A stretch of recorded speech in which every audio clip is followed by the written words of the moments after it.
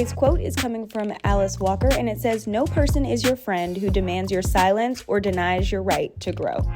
So I've got some corn tortillas that I just cut up in triangles, and then I am adding them to some oil that's on medium-high heat, and then moving them around so they don't get all stuck together.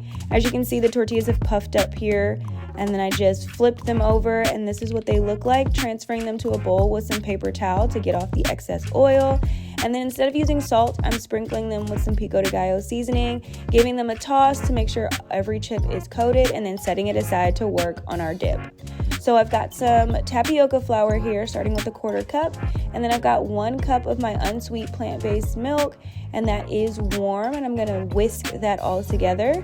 And then I am just going to add in 2 tablespoons of some jalapeno brine, and then I've got nutritional yeast flakes, crushed red pepper, and then a little bit of salt. So I'm gonna again whisk that together before putting it on the stovetop. So on the stovetop, we want to cook this for about 5 to 10 minutes until it's bubbling and it's thick.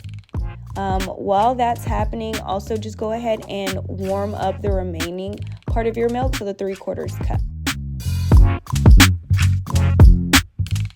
So it should be very thick at this point, and this is what the warm milk is for. It's to thin it out and give us the ideal queso-like dip texture. Going in with 2 tablespoons of some diced jalapenos, and then the recipe where I got this from, Plantfully Based blog, she says go ahead and add in some salsa, but we all know taco shop salsa is superior, so I added that, and y'all, it was poppin'.